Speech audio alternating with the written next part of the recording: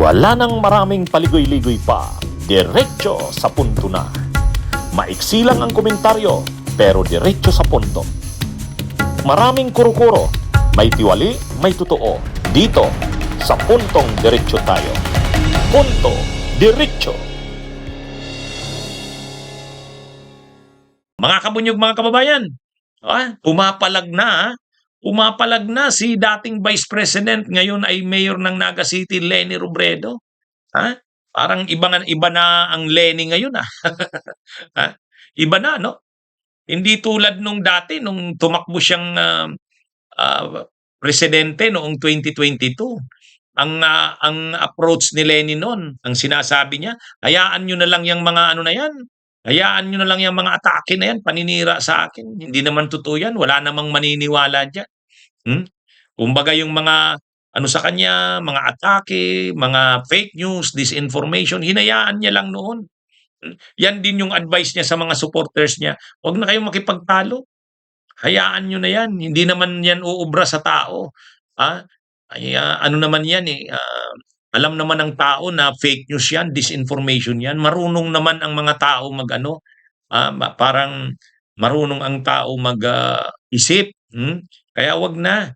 Kaya lang nung huli, isa sa mga dahilan ng pagkatalo ni Leni, yung mga kumalat na mga fake news, disinformation na hindi na-counter Yung mga kahit yung mga below the belt na mga atake sa kanya, talagang kahit si VP Leni Robredo noon, masyadong mabait. At saka siya talaga, ang ano niya, parang sa kanya, hindi naman kailangan patulan kasi pag ano mo, hindi mo kailangan sagutin. Total, fake news naman yan, alam naman ng tao yan. Ay ngayon, iba na. Iba na.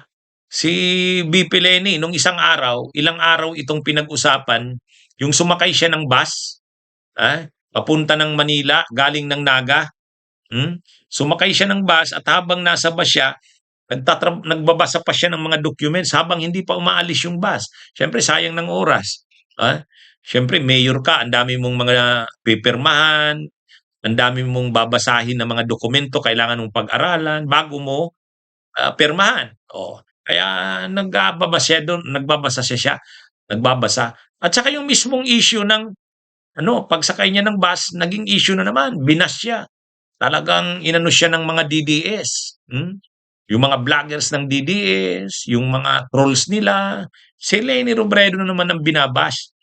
Si Harry Roque nga, nag-live pa Nag-vlog pa, sabi ni Harry Roque, ano daw? Ano naman to? Obvious naman to. Pwede naman ang mag-picture daw sa kay Leni Robredo ay ordinaryong tao.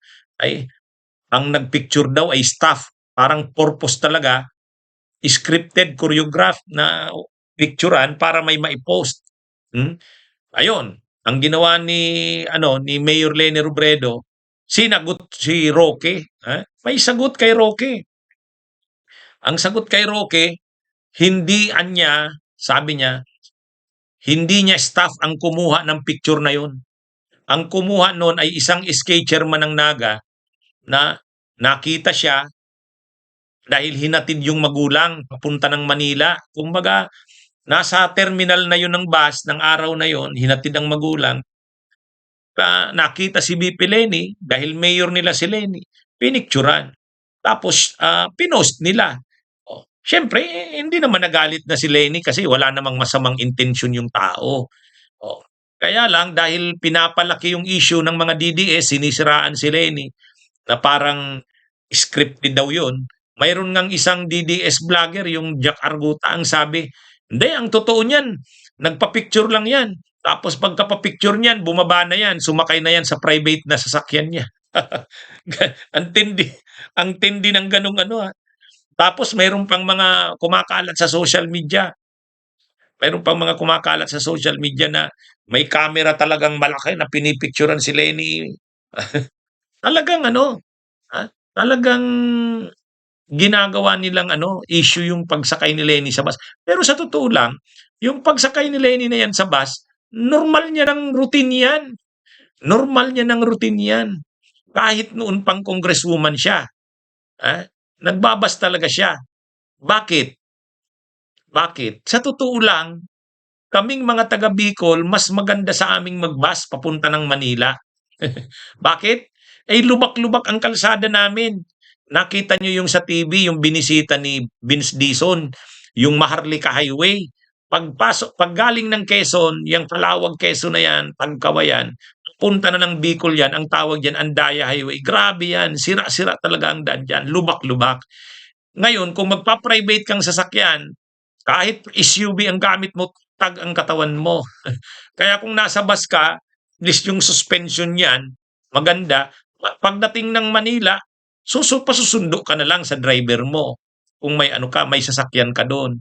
Mm.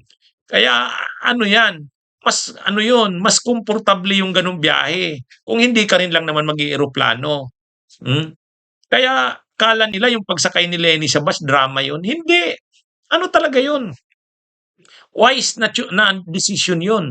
Kung gusto mong, lalo na kung may meeting ka kinaumagahan, umalis ka ng gabi sa Naga, may meeting ka kinaumagahan, kung naka-private kang sasakyan, ano ka, ang katawan mo, bugbog.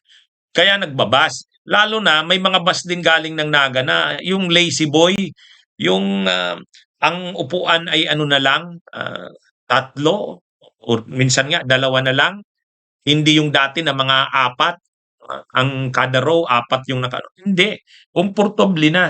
Yun ang yun yung sinakayan ni Lenny Robredo. Kaya lang, yun na nga, ginagawang issue ng mga DDS. Pero ang mano dito, sinagot ni Lenny. Sumasagot na si Lenny Robredo, pumapalag na. Ha? At saka, kahit yung mga supporters ni Lenny, kumakounter din. Kumakounter. Sabi nga ng mga supporters ni Lenny, sumakay lang ng bus, natataranta na kayo. O yung mga supporters daw ni Sara. Ha? Ay patunay lang yan, takot kayo kay Lenny Robredo na pag linabanan nito si Sara, talagang talo si Sara. Kaya ngayon, kahit yung pagsakay ng bus, ginagawa niyong malaking issue. Pero yun na nga, ang maganda dito, si Lenny Robredo, sumasagot na. Hindi na tulad nung dating hinahayaan niya lang makabuelo na atkihin siya ng mga DDS. Ha? Kaya parang iba na yung magiging approach ni Lenny. Kung tatakbo siya sa 2028, palaban, ano? Umapalag. Hindi tulad nung dati na, ano? Ha?